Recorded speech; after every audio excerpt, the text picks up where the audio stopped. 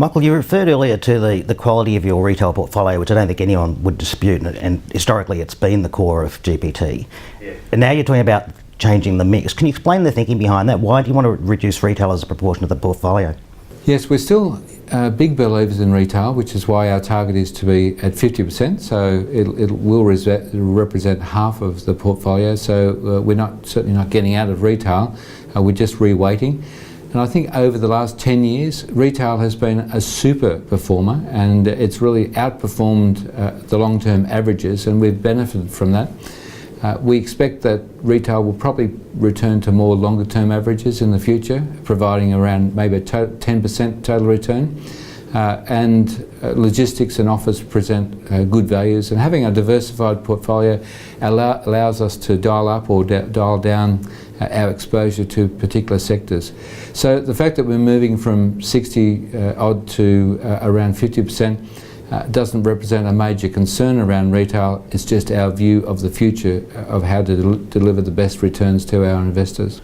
Is there a strand in that thinking of that retail does face this online challenge, which could have some implications for some types of retailers in your portfolio? Is that part of the thinking? Well, you need to be careful about generalising because I think when you talk about retail, that includes all sorts of retail. And for large shopping malls that are dominant in the trade area, and if I think of, as an example, High Point again, then the impact of online retailing will probably be significantly less than maybe a smaller centre that's in a less dominant role. So it's really looking at individual retailers and individual centres that will deliver the best results for us. And we're very, very active at managing the portfolio, but we're also very active at managing individual mixes within a shopping centre, and online retailing continues to be one of the factors that we take on board. But will it mean the death of the shopping mall in the future? We certainly don't think so. Will it mean that there'll be some changes to the mix within a shopping centre from time to time?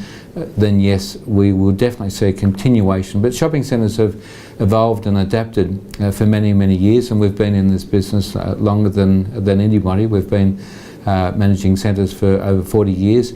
So we do understand the need to change and the need to be very active in the way that we look at our assets.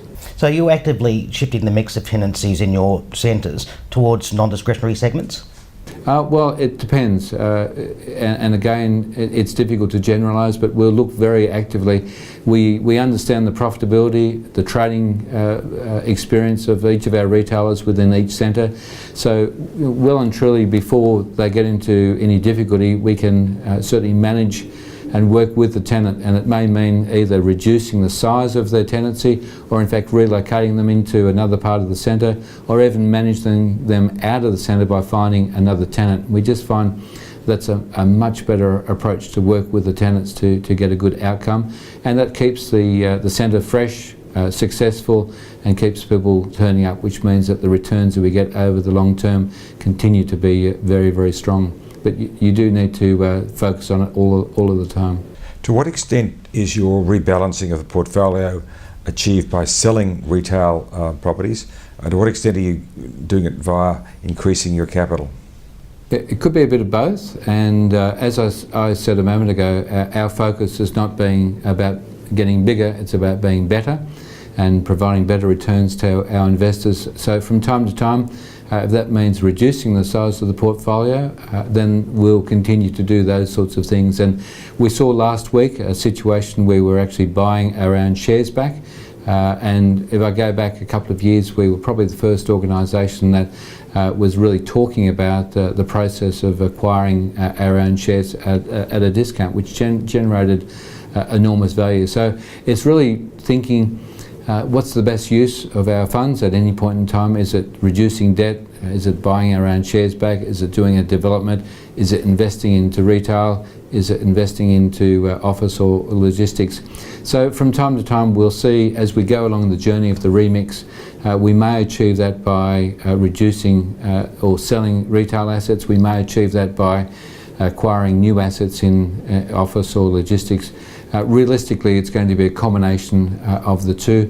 Last year we did $1 billion worth of transactions, and that was a combination of acquisition, a combination of divestments as well. So it's really being very opportunistic and looking at what's available at any point in time. So you think your share discount to asset backing represents better value than a great deal of properties that you might buy? Absolutely right. At a point in time, if our share price is trading at a particular level, we're able to buy quality real estate by buying our own shares without stamp duty, without transaction costs, and the liquidity of the stock means that that's very, very easy to achieve. And for us, that was a much better option than overpaying on an asset opportunity that may exist in the same week. What is your discount? To NTA, well, our last stated NTA was back in December. We only disclosed that each 6 months. It was $3.73 at that stage, and that's around the price that we were purchasing, but we certainly don't disclose our strategy around buying our own shares we don't disclose that to the market for obvious reasons. Because your share price is above that now. That's right, and that's why we're not buying our own shares today. Michael, the last one for me. On that theme of capital management, we've seen Westfield in a fairly structural way and Federation Centres in a slightly more subtle way, moving to a kind of a co-investment model to leverage their returns and to recycle capital. Is that something that you've considered? Well, for us, every decision is based around what's going to generate the best returns for our investors, and that is really the core of everything we do. And as we are a total return business, and it's important to focus on that as the key measure. We do look at individual assets. We don't like being a passive owner of an asset, so having a co-owner that has the management of it in a retail situation, having the rights over the management and development of the centre, and for us being a passive investor isn't ideal. We would much rather have a situation where we have the ability to manage the centre in the way that we do, and also be able to drive developments within that centre to produce a better outcome. Okay. Michael, thank you very much indeed for your time. We do appreciate it. Thanks for the opportunity to talk to you today.